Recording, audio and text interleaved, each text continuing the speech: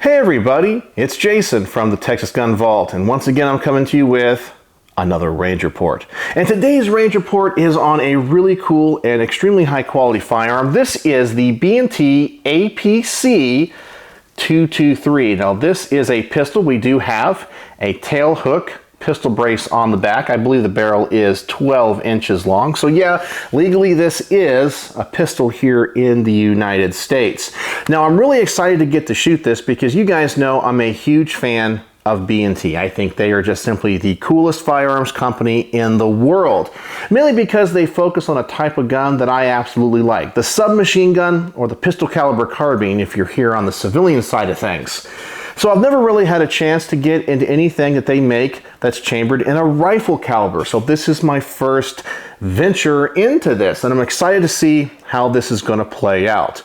But before I get into the things that I like and don't like about this particular gun, I want to thank the people that always make these videos possible. First and foremost is the owner of this very fine firearm, and that is a local subscriber and a good friend, D. D, thank you so much for lending me so many guns to get to shoot. Your collection is absolutely amazing. I want to thank my Patreons as always, because through their monthly support and donations, I'm able to buy equipment to keep all this content coming to you. So thank you very much, Patreons. And my primary sponsor, who makes all these videos possible because of his donation of ammunition, and that is Mark from Brownworks. You won't hear me talk about Brownworks in every one of my range reports. As I said, he's a sponsor of the channel, always providing ammunition. And Brownworks is a custom grip company. Mark, who owns Brownworks, is a master craftsman. He is an artist. He can make any type of fine firearms wood grips out of a wide variety of exotic woods and materials. I'm telling you, his craftsmanship is off the charts, and so is his customer service. He's always trying to add new products to his line. Of course, he makes grips for guns like 1911s, Beretta 92s, and CZs, just to name a few. But he's always looking to add. So right now, there's also a little poll up on his website, which, by the way, I'm going to link in the description and as a pinned comment. And he's asking you guys to go over there and vote. Tell him what you're interested in. I'm telling you, go look at what he can do. And if you have one of these guns he's thinking about making grips for, well, go over there and vote for that firearm. He wants to make sure that he is supplying the best grips with custom logos and engravings to people that really respect firearms like I know you do. People that have high-end barbecue guns that they like to show off and like to have personalized. So please go check out Brownworks. As I said, there's a link in the description below. And even if you're not in the market for wood grips, he also has another service where he can laser engrave AR-15 style magazines and AK mags. So go check that out as well. You will not be disappointed in all that he has to offer. And when you do contact him or buy anything, which by the way, there is a discount code in that link as well for 10% off your first order, please tell him the Texas Gun Vault sent you. Alright, so I've already told you a little bit about this gun. Now, it is important to say that even though this is called the APC223, it actually can chamber 5.56. Most people don't know that 5.56 and 223, while in most guns are interchangeable, if a gun is only chambered in 223 Remington, it's really not safe to fire 5.56 through. And even though on the side of this receiver it says caliber 223 Remington, I think it's that way for the European market or maybe for importation, it can shoot safely 5.56. So that's important to know. So what do I like and don't like about this gun? Well, let's start with the positive first, as always. First and foremost, it's a B&T. If you've never handled a B&T firearm before, you really need to go out and do it. I'm telling you, you will not be disappointed by the quality of their guns. Their machining is amazing. These aluminum receivers and how they could even just mold right into the polymer receivers, you can't even really see a difference. The finish on these firearms is exquisite. They're very tactical looking firearms built to very high Swiss quality. You guys know the Swiss don't fool around when it comes to engineering and building things. Another thing that almost every B&T firearm has is a hydraulic buffer system. In this case, it's going to be built into the stock. Various models have it in different places and are differently designed, and this buffer system really goes a long way in dampening the recoil of all other firearms. These guns, now in the case of this gun, it does have a locking mechanism. It is a rotating bolt, but in the case of the submachine guns, they're just direct blowback. And sometimes direct blowback guns can kind of recoil a little bit heavy, and this buffer system dampens that. But they've included this buffer system in a gun that has a locking mechanism like this, going to make it a very soft recoiling gun. Something very akin to an AR-15. It also has an adjustable gas piston system here in the front for running suppressed or unsuppressed. It's a short stroke piston system. I think it's kind of like an AR-18 style. It is really well thought out, well designed, and I have not heard anybody having any problems with it whatsoever. Also, for me, one of the big selling points of these guns is the modularity. They make a couple of diagrams that show all of the different options of all the different types of APCs, chambered in 945, or in this case 223. And the one thing I really like is all of the different stock options. Well, in this case, it's a brace. But if you SBR this particular firearm, you could put on a stock. You have the ones that are folding, you have the fixed, you have the telescoping stocks, and you got ones that are just of different designs. And I like that they offer so many options depending on your shooting style. And even though, as I said, this right here is a pistol, they do offer this as a rifle with a 16-inch barrel. I think those look really good with those folding stocks. And finally, this particular gun is outfitted with what I think is their Gen 2 lower. I have an APC45 that's a Generation 1 where the grip is molded into the lower. This one here actually has a removable grip, and I believe it is always interchangeable with any type of AR-15 grip. So if you don't like what B&T's put on, you can put on a grip that you like. Personally, I like the way that these feel. I think they look good and they match the gun, but I know a lot of people are going to want to customize that to their own specifications, and I think that's a really great upgrade that B&T did for the American market. All right, so let's talk about a couple of things that I don't like. And to be honest with you, there's only two things. And one is a very small gripe, and I actually watched a review on this particular gun by another YouTuber that you guys probably all know, Garanthum, somebody that I truly do respect, and he brought up the fact, and I didn't even notice it when I was first handling it here on the workbench, but this flash hider, which does have a mount for a QD suppressor, I'm going to show you this flash hider here, but it has openings all the way around. So if you're gonna shoot this in a prone position or have it rested on the ground or some type of barricade, you might have some gas that's going to come to the bottom and kick up a bunch of dust. I do like the guns that have something like an A2 style flash hider where you still have the flash hider, but the bottom is filled in, preventing that from happening, and you also get a small degree of compensation. So with any rifle, having that little bit of compensation does help, plus you won't have all that gas coming down and particularly kicking up a bunch of dust. Now, the other thing is another gripe that I've had on most of these more modern lowers on these APC firearms, and that is the fact that they did away with the push button for the bolt release. Instead, you have a lever that you push down. I find that this is a little bit harder for me and a little bit slower. It's not as intuitive as an AR-15. I guess I'm just used to shooting ARs where you have that little ping pong paddle there. I want to push that in. And when I've shot this, I kind of find myself wanting to push that button in, but I have to push it down. So the manual of arms on that is just a little bit different. But every other control on this is just like an AR-15. So I do like the controls with the exception of that. And this lower is fully ambidextrous. All right, so that's the things here on the table that I like and don't like, but let's get this thing to the range. Let's see how it shoots. I'm really curious. As I said, this is going to be my first shots with it. Never shot a rifle calibered B&T firearm before, so I have high hopes. So I'm going to set up the target first at just 10 yards. I want to make sure this EOTech is zeroed in. I'm just curious what the recoil is, what the trigger feels like. So let's just shoot 20 rounds through it and make sure it functions.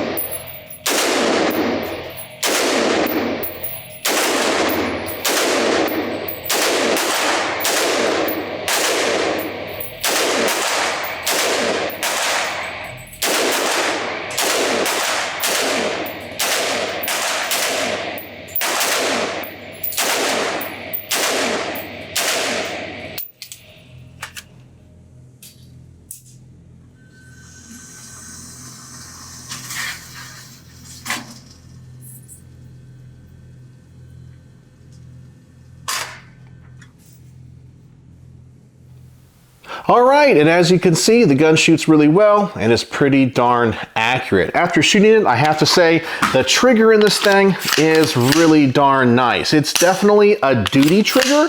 It's not a target trigger. The trigger doesn't have any creep. The break is very predictable. The reset might be just a little bit longer than what I'm used to with most AR triggers, but it has a very nice pull. I personally like this type of trigger and this type of firearm. A couple other things I noticed, first of all, is that the report of this weapon was a little bit less than what I was expecting. Normally with these piston guns and shooting 5.56 through a 12-inch barrel, I'm expecting a pretty loud concussion. It was pretty manageable. It was definitely still loud though, but not what I was expecting. And then finally, the recoil of this gun is really light, and a lot of that has to do with the hydraulic buffer that I've already mentioned in the back of this receiver. I recently reviewed an LMT Defender 2000, and it surprised me. It had more recoil than I was expecting. And I thought it had to do with that piston system, but this gun doesn't have that. This gun is also quite a bit lighter than that LMT. All right, so now we're gonna do what I call the accuracy portion, and no, I'm not gonna bench rest it. I'm just gonna put the target out as far as I can at this indoor range at about 25 yards, put another 20 rounds through it. I wanna see if this group is going to open up, so let's test its accuracy.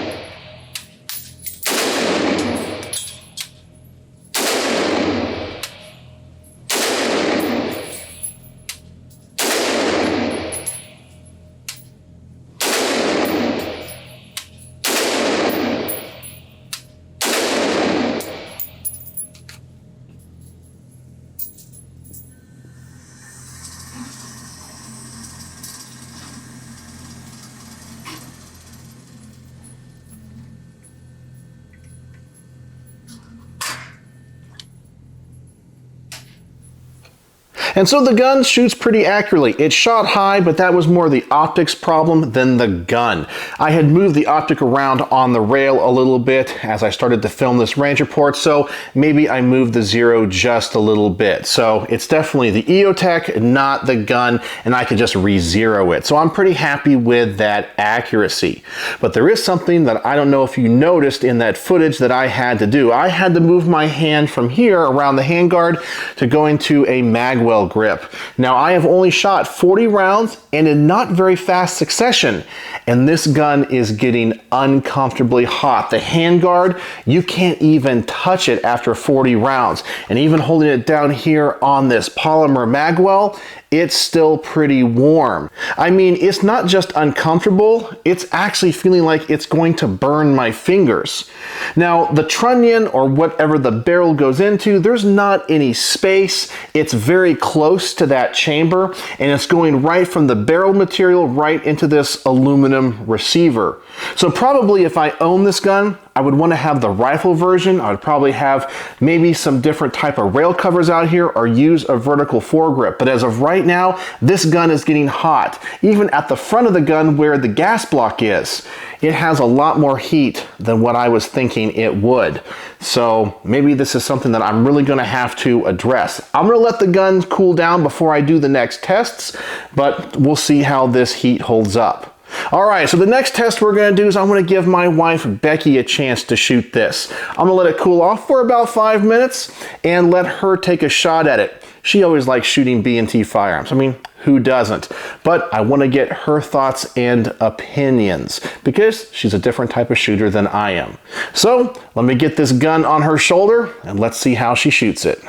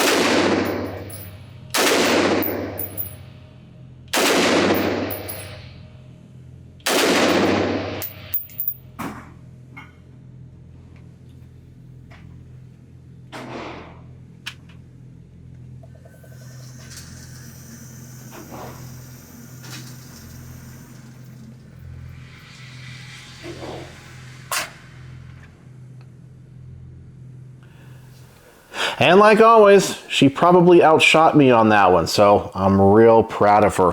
We did have to shorten the length to pull a little bit on this brace. She is a lot shorter than I am, but that is nice that it's not just either fully extended or fully collapsed on this brace. It did seem to recoil a little bit more for her than it did for me, but it had to do more with the brace itself. The one thing that she commented, she doesn't like this telescoping brace. She kind of wishes it had more of a traditional stock. Maybe the folding stock would be a little bit better so she could get a better cheek weld to it. So the telescoping just wasn't for her, probably because she is cross-eye dominant as well. So that doesn't make things any easier for her shooting this type of firearm. She did mention two things that she didn't like. She thought the gun was still a little bit heavy as compared to other AR-15s that she has shot. And she did mention that even after just that short experience, the handguard was getting very hot again. So that's just something that I think we need to keep an eye on. I should have brought one of those laser thermometers and really see how hot this handguard gets. And I'm gonna have to go online and see if anyone else has experienced this problem. But overall, she shot it well and said that she did like it, but would want a different type of brace or stock on the back just to make it a little bit more comfortable for her.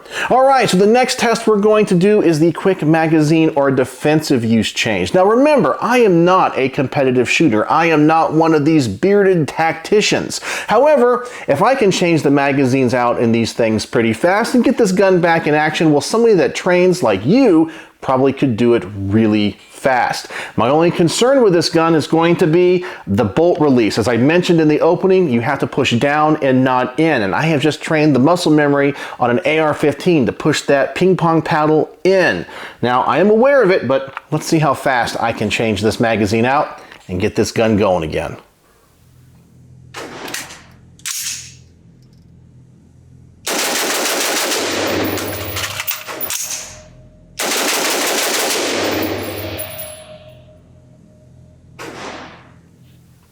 And you know, upon reviewing the footage, I actually did that pretty darn fast. It didn't seem fast when I did it, but I was really happy with how that came out. Something else that you may not have noticed, but luckily when I moved my hand from that magwell hold, because the gun, once again, is really hot, I had to strip that magazine out. The mags in this thing don't pop out as fast as I would really want. Now there at the range, it was kind of slow, but I took my hand and I had to strip it out. I was able to get it out fast enough, but this magazine doesn't seem to be sticking, but some of them were kind of slow. They're not tight, they just didn't fall out like I'm used to with an AR-15. But getting that magazine back in there and pushing that button down was something that I was aware of, but as I said, I was thinking about it. But someone that maybe trains on AR-15s, it would slow them down.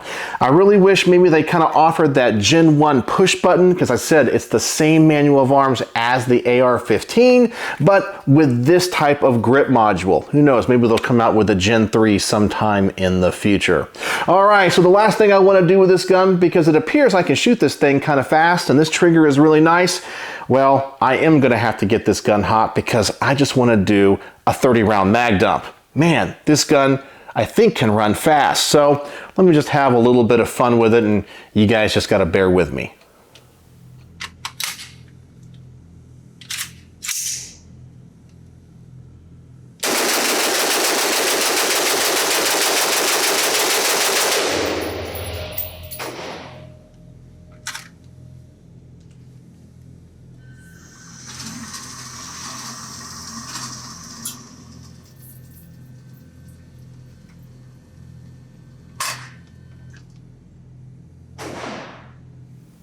Now I know I'm not as fast as someone like Jerry Michalek, but I think that was pretty good for full semi-auto. I can shoot this thing pretty darn fast. Yeah, for a semi-auto trigger and a semi-auto gun, I'll take that all day for just a average gun guy.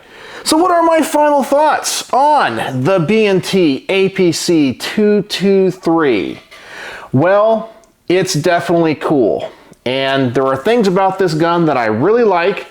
and one thing that I don't after shooting it, and that's going to be the heat buildup in the front of this gun.